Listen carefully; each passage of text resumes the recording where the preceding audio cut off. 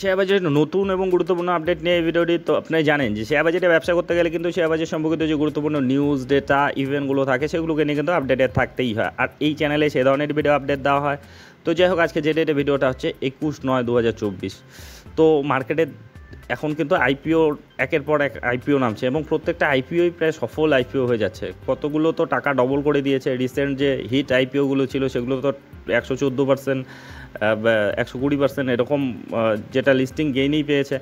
তো এরকম বুল মার্কেটে কিন্তু নামেই আর কি আইপিওগুলো, দেখবেন যে বুল মার্কেটেই নামে, কারণ এরকম সময়ে যে কোনো ভ্যালুয়েশনেই কিন্তু নিতে প্রস্তুত আর কি, রিটেল ইনভেস্টাররা হোক, যে ইনভেস্টাররাই হোক, এরকম মার্কেটে আলটিমেট একটা গেইন পাওয়ার কিন্তু সম্ভাবনা থাকে। তো সেই জন্যই দেখবেন যে বুল মার্কেটে সবচেয়ে বেশি এই আইপিওগুলো আসে।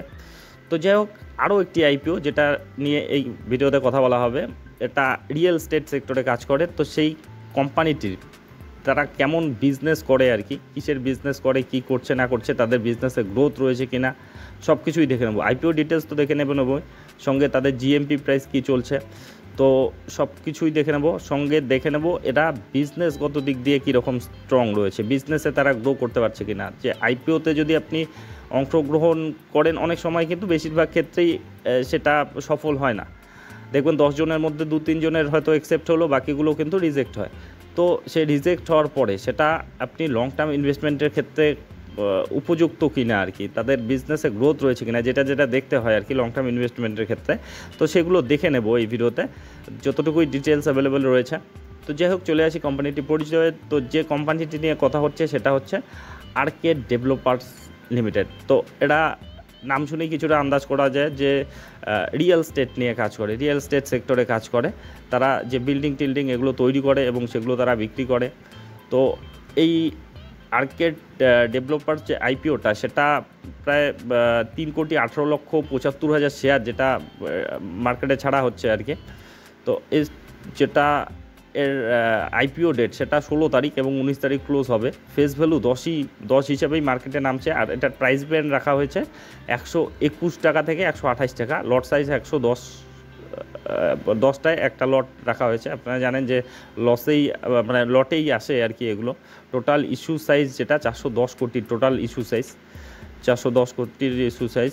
তো যাই হোক, এখন দেখে নিই এই কোম্পানির কী কী ডিটেলস রয়েছে।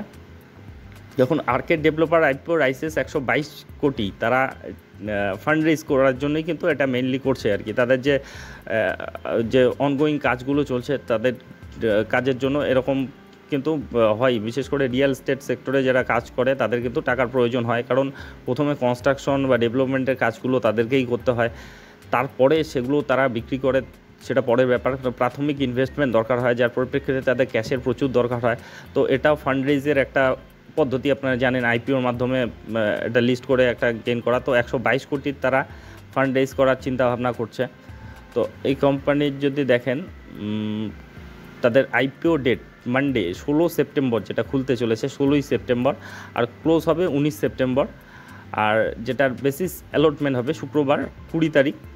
যাদেরটা অ্যাকসেপ্ট হবে তাদেরটা 23 তারিখেই ক্রেডিট হবে, আর যাদেরটা অ্যাকসেপ্ট হবে না তাদেরটার রিফান্ড হবে 23 তারিখের মধ্যেই, 23 তারিখে আর কি। আর লিস্টিং ডেট রয়েছে 24 তারিখের মতো, এরকম তাদের ডেট রয়েছে। আচ্ছা, লট সাইজ যেটা রাখা হয়েছে 110টা মিলে একটা লট। তো সেই হিসাবে একটা লটের যেটা দাম পড়ে আর কি 14,080 টাকা, মানে মিনিমাম 14,080 টাকা নিয়ে আপনাকে নামতে হবে একটা লটের জন্য। আর রিটেলদের জন্য ম্যাক্সিমাম 14টা লট কেনা যাবে, ম্যাক্সিমাম 14টা লট কেনা যাবে, যেটার দাম হবে 1,97,120। মানে এর চেয়ে বেশি লট কিন্তু আপনি অ্যাপ্লাই করতে পারবেন না, 14টা লটের জন্যই অ্যাপ্লাই করতে হবে ম্যাক্সিমাম। 1,97,120 টাকা আপনাদেরকে লাগবে, আর যেটা মিনিমাম আর কি এক লটের জন্য 14,080 টাকা লাগছে। তো এই গেল তার যে হিসাবটা। তো এই কোম্পানিটি বিজনেসটা কী করে দেখুন। Arkade developer limited is a real estate developer, real estate সেক্টরে কাজ করে। Company focused on developing high end sophisticated lifestyle residential development in Mumbai এবং মহারাষ্ট্র। এদের যে বিজনেসটা মেইনলি মুম্বাই এবং মহারাষ্ট্রই রয়েছে, সেখানে রেসিডেন্সিয়াল যে ডেভেলপমেন্ট হয়, যে রিয়েল এস্টেটের যেভাবে কাজ করে আর কি, তারাও সেভাবেই কাজ করে। The company business can be divided into 2 segment. দুটো সেগমেন্ট রয়েছে তাদের, ডেভেলপমেন্ট এবং construction of residential building on land acquired by the company. আচ্ছা, নিজস্ব যে কোম্পানির যে অ্যাকোয়ার করা যে জমি রয়েছে সেই জমির মধ্যে ডেভেলপমেন্ট এবং কনস্ট্রাকশন করা তাদের কাজ। আর একটা হচ্ছে রিডেভেলপমেন্ট অফ এক্সিস্টিং বিল্ডিং, সেখানে তাদের আর একটা সেগমেন্ট রয়েছে রিডেভেলপমেন্ট প্রজেক্ট আর কি। তো সেরকম তাদের রয়েছে। তো এই কোম্পানি যেটা Arkade developer limited, revenue increase 184% and profit after tax rose by 142% for the financial year ending 31 March 2024।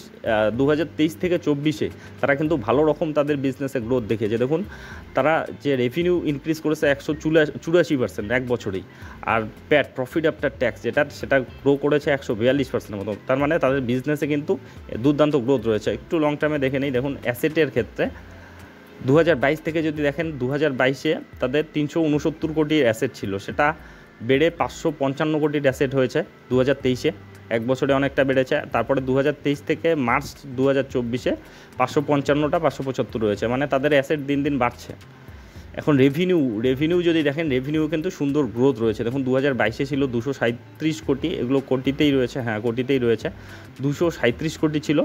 তারপরে সেটা 224 কোটি, একটু কমে গিয়েছিল 2023-এ। তারপরে দেখুন 224 থেকে একেবারে 635 কোটি, মানে ভালো রকম গ্রোথ দেখিয়েছে রিসেন্টলি তারা তাদের রেভিনিউয়ে।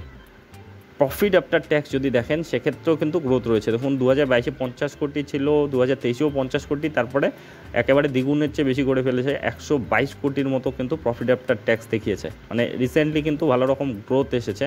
নেট অর্থের পরিমাণ তাদের দিন দিন বাড়ছে। 149 কোটি ছিল 2022-এ, 2023-এ 200 কোটি হলো, তারপরে 323 কোটি হলো, মানে গ্রোথ রয়েছে তাদের নেট অর্থে। তারপরে রিজার্ভ যদি দেখেন, রিজার্ভ রয়েছে তাদের 147 কোটি ছিল 2022-এ, সেটা বেড়েছিল 2023-এ 198 কোটি হয়েছিল, তারপরে কিন্তু একটু কমেছে আর কি, 198 থেকে 171 কোটি হয়েছে। তো এই রকম তাদের অবস্থা রয়েছে আর কি, তাদের যে ফান্ডামেন্টাল যে অবস্থাগুলো। আর ঋণও রয়েছে তাদের, তার তুলনায় তাদের যে রিজার্ভ বেশি রয়েছে। দেখুন ঋণ যেটা রয়েছে 64 কোটির মতো ঋণ ছিল আর কি 2022-এ, তারপরে সেটা বেড়ে 149 কোটি হলো, তারপরে ঋণটা আবার কমিয়ে দিয়েছে 69 কোটি হলো। তো যেটা ঋণ রয়েছে আপাতত 69 কোটি, সেটা হচ্ছে তাদের রিজার্ভ কিন্তু বেশি রয়েছে, 171 কোটি রয়েছে। তো ব্যালেন্স শিটটাও কিন্তু স্ট্রংই দেখা যাচ্ছে। তো এটার দেখুন দ্য মার্কেট ক্যাপিটাল যেটা হবে আর কি 2376 কোটি, যেটা আর কি আইপিওতে মাধ্যমে নামবে। তারপরে 2376 কোটির এটা মার্কেট ক্যাপিটালাইজেশন হবে। তার মানে একটা স্মল ক্যাপ ধরনের কোম্পানি হিসাবেই এটা মার্কেটে নামতে চলেছে।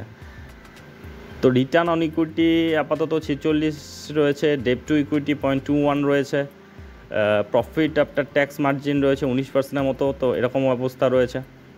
আর যেটা ইপিএস রয়েছে, যেটা pre IPO 7.99, post IPO 6.61, price earning ratio 16-19 এরকম রয়েছে। তো ভ্যালুয়েশনটাও কিন্তু ঠিকঠাকই বলা যায় আর কি, ঠিকঠাকই রয়েছে। তো এই pre IPO calculated base issue, আচ্ছা এগুলো যাই হলো।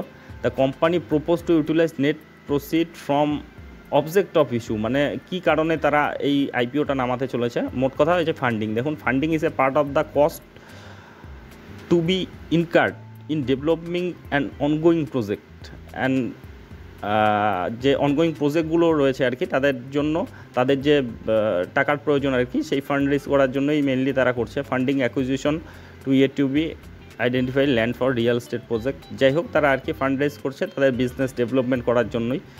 তো the company is one of the leading real estate developer having it's operating MMR region.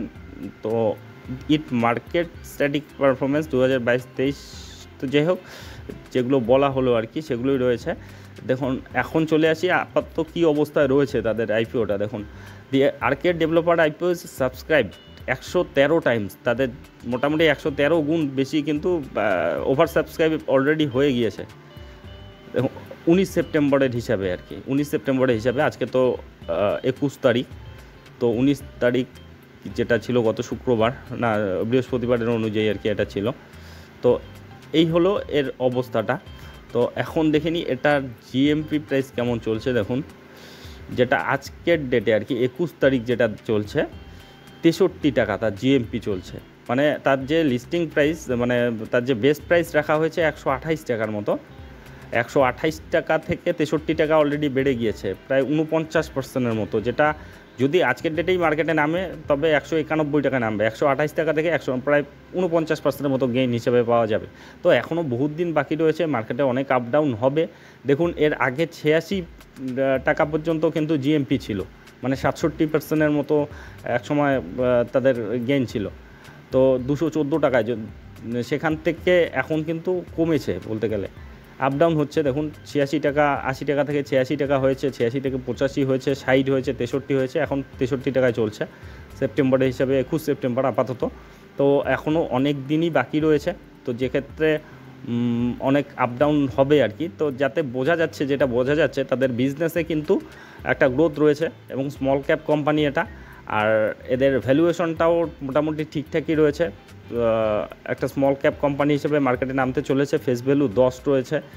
তো যাই হোক, এই কোম্পানিটিরও কিন্তু একটা পজিটিভিটি রয়েছে আর কি, এদের জিএমপি প্রাইসের মধ্যেও সেটা কিন্তু প্রতিফলিত হচ্ছে। এখন দেখা যাক যে সেই লিস্টিং ডেট আসার পর্যন্ত আর কি কী অবস্থায় থাকে। মার্কেট যদি ভালো সিচুয়েশনে থাকে এটাও সম্ভবত পজিটিভলি আর কি মার্কেটে নামতে চলেছে, যেটা বিশেষজ্ঞরা ধারণা করছে। তো যাই হোক, এই আপডেটটি নিয়ে এই ভিডিওটি ছিল। তো এ ধরনের আপডেট যদি আপনাদের উপকারে লেগে থাকে তবে অবশ্যই চ্যানেলটি সাবস্ক্রাইব করে রাখবেন। আর একটা বিষয় অবশ্যই, এগুলোকে কভার করা হয়, অনেক সময় প্রশংসা করা হয় বা নেগেটিভ কথাবার্তা বলা হয়, তাই বলে এগুলো কোনো ধরনের বাই বা সেলের রিকমেন্ডেশন নয়, জাস্ট আপনাদেরকে ইনফরমেশন প্রোভাইডের জন্যই থাকে। তো এ ধরনের ভিডিও যদি আপনাদের উপকারে লেগে থাকে তবে অবশ্যই চ্যানেলটি সাবস্ক্রাইব করে রাখবেন। আর ভিডিওটি শেষ পর্যন্ত দেখার জন্য ধন্যবাদ।